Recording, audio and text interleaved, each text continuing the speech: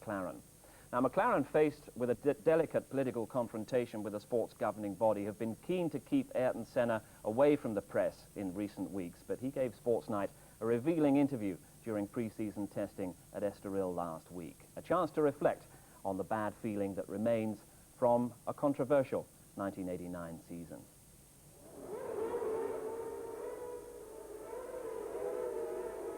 The atmosphere within the McLaren team last year was wrecked at Imola San Marino Grand Prix. Alain Prost claiming Senna broke a gentleman's agreement by overtaking after the first corner. From then on, it was war.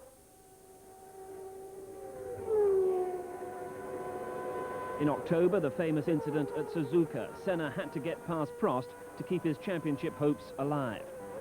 And this is the opportunity that Senna's looking for, and he's going through. Ouch! Oh my goodness, this is fantastic. They meet, and that means to say that Prost has won the World Championship. Not to Senna's way of thinking, he hadn't. Alain Prost's first reaction was to get out of the car and consider the race and the championship over. Senna rejoined the race via bypassing the chicane. Although the Brazilian went on to win the race, that incident forced his disqualification. Senna's reaction was to accuse the governing body FISA of rigging the championship. FISA's reaction came via the volatile Jean-Marie Balestre. This page of your friend Autosport, 26 October this week, civil war over world title. FISA withheld Senna's license until he'd apologized for his rigged championship statement. The apology was a long time coming and not exactly wholehearted. But last week, McLaren and Senna proved their worth to Formula One. A big crowd came to Estoril just to watch him test. It seems there's a very uneasy peace in the championship, but during the bleak recent days, had Senna genuinely considered quitting Formula One?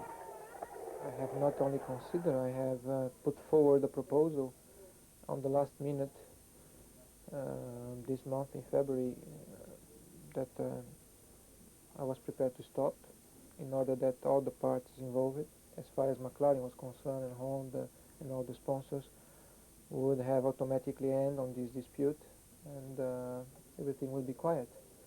The other option was to go on and fight, but I present those two options both to Ron Dennis and to Mr. Kawamoto, the Vice President of Honda, for them to decide, to make the decision, and whichever was their decision, I would go along completely in peace. Your instinct is to go on and fight, though? Of course, my instinct is to go and fight, because I think it's in my personality, my character, that if you believe in something, if you have principles, you go to it right to the end.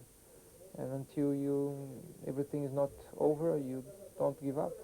You make it sound as if you're not approaching the new season with your usual enthusiasm. I think you never repeat things. You never go through the same feelings. And year after year, you get more experience. You get older as well. And your expectations and your feelings also get changed. I wouldn't be saying the truth if I say, no, my motivation is exactly the same. It's not the same, it has changed, but I am also professional, and I know I'm a part of a great effort in order to win, to be successful. And I'm sure when it comes down on sitting in the car and driving, like I did today, I will perform to my best ability. I'll be doing my very best, not only for myself, but for everybody involved. That's how I intend to approach the 1990 season. The impression that we always get about your motivation, legendary motivation almost, 100% determination to win, an almost computer-like approach to the sport has been described. Do you relish that description? I think perhaps because of my education and my attitude, people tend to put things in the direction of computer and robot and things like this, and this is not quite true. I am sure that the people who really knows me, the people who really work with me close, that understand my feelings all day long, during all weekend, of racing, they know that it is very different. What I try to do is to detach myself from all the outside distractions that can occur, in order that I can concentrate deeper and focus into my job, into my driving, into my setting up the car. And most people see it as a robot and computer program, and this is not the case. I have lots of emotions and lots of feelings inside, and I just try to control them as much as possible to not allow mistakes to come out or distractions to be around me. What are the emotions that you feel in a racing car, the emotions that you're trying to control? Well, the desire to go faster and faster all the time, the desire to be ahead, to be the fastest, and to be successful, and to win, of course, not only races but the championship. And that gets translated in many occasions into angry, situations that are present to you, frustrations, hunger of getting something or getting somebody that is playing around, but you have to put it all together somehow. And is that true? Is there an element of that, or is that just our misinterpretation? in many occasions, yes, because when you feel like people are playing silly games, stupid games, it's a human instinct to go and get them. But I suppose most drivers have it. Once we are fighting there in order to win and fighting so close, the competition brings out those kinds of feelings. But I guess the degree that we all experience that is perhaps different than most athletes, because we are also playing with a dangerous activity where you have a machine that goes very fast and can be a very dangerous thing, not only for you but for other people. So we expose ourselves to danger much more than anybody, and we are used to be at the edge more than anybody. And that feeling of edge and danger is something very attractive, as well difficult to control, to not go over it, and to be close to it but not over it. To what element then is fear an emotion you feel inside the car? Is that an important emotion to feel? It determines your limits, of course. If you don't have any fear, your limits would be different, and probably you would get hurt quite easy. I think fear is a very important feeling, fundamental feeling of self-preservation. Would you say that you have less fear inside a cockpit than other drivers maybe around you? I don't know how much fear they have. I know that I have enough to keep me in control and to keep me as healthy as I am. A further accusation from FISA was that Senna has driven dangerously over a long period. Other drivers like Nigel Mansell might support that, Senna colliding with Mansell in the Estoril Black Flag incident. This was Senna in the opening round last year, Brazilian Grand Prix, and a crash at the very first corner with Gerhard Berger. People say he rarely concedes a corner and hates to be overtaken. Here's how he reacts to that. One thing I'm sure I have had all my life, a very, very strong and good education. And from that education I have got, again, clear and strong principles in way of behaving. And that's where I'm guided for. I use those lines and those guidelines to move as a man, as a professional. And I don't regret anything. I just feel I'm doing things for the right reason. Some understand, some don't. In the end, you never get everybody to understand and to agree and to accept. But most of them, I'm sure, admire, after all, what I'm doing as a professional and as a man, and as many drivers do. We are exposing our lives there consistent, and the reason for it is only one: is to succeed, is to win, is to get the thrill when you cross the finish line in first place. Religion is an important part of your life. Is it an important part of your sporting life as well? Religion has always been part of my life, has become even more important over the past 2 years, or just under the last 2 years.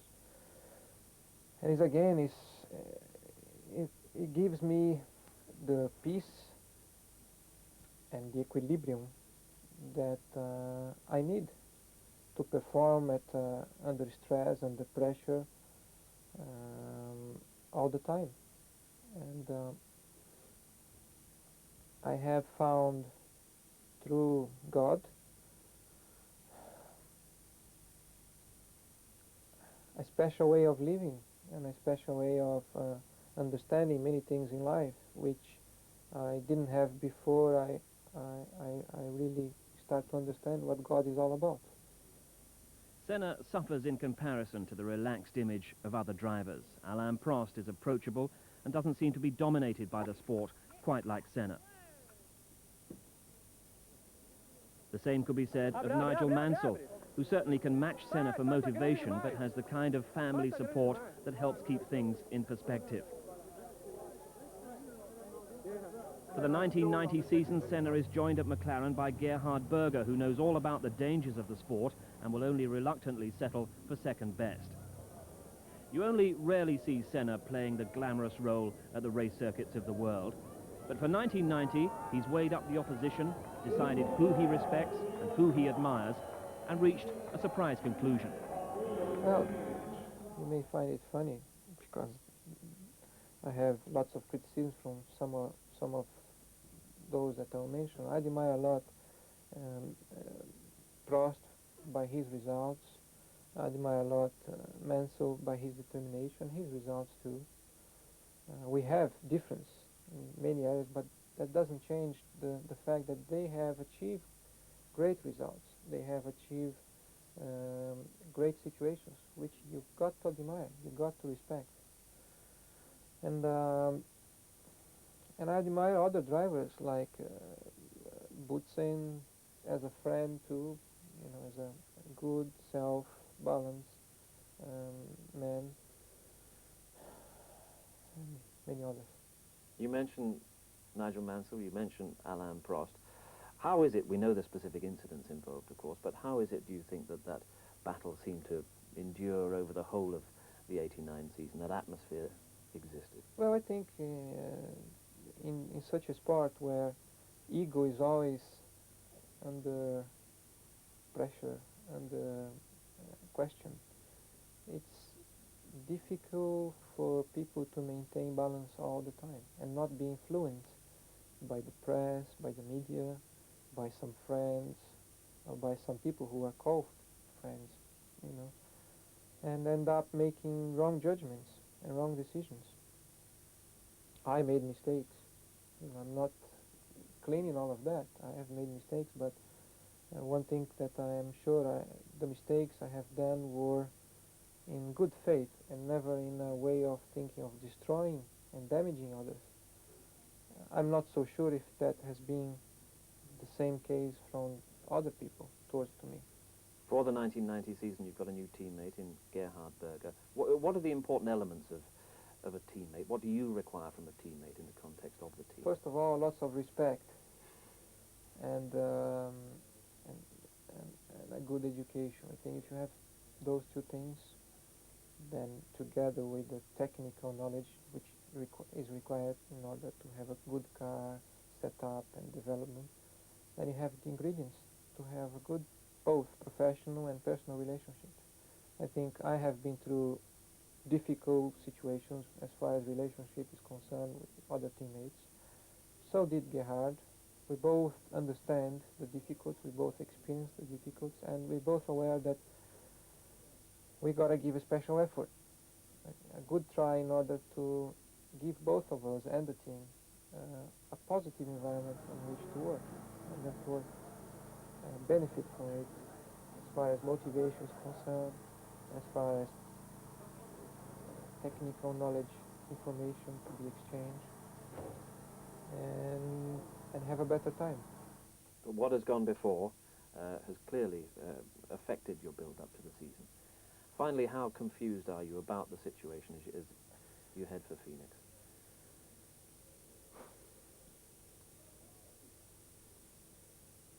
one thing I have got very clear in my mind is that now I want to be in Phoenix, I want to be racing there, and I want to race the whole championship. I want to fight it right from the beginning to the end to my best ability, and give a very good shot to get my second world title. Everything else is past, has not been forgotten, but is past. And I hope to use it as a good experience in order to prevent it happening again in the future. How can you do that? You're going to head for Phoenix, the press are going to besiege you, you're going to be put in a very uncomfortable position about the things you say, once again being misinterpreted. It's going to be a tough few weeks, isn't it? Well, it's part of it. I think this is a price you pay for being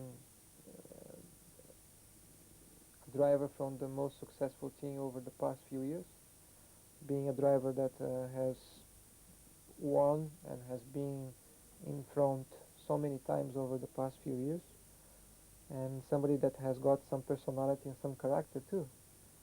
Then people just want to know what are your thoughts and your actions. If you weren't that, people wouldn't bother to know what you're doing. So it's a price I have to pay. Ayrton Senna choosing his words with care, as well he might. The governing body are yet to officially give him his licence for the forthcoming season, but expect to see him on the front row.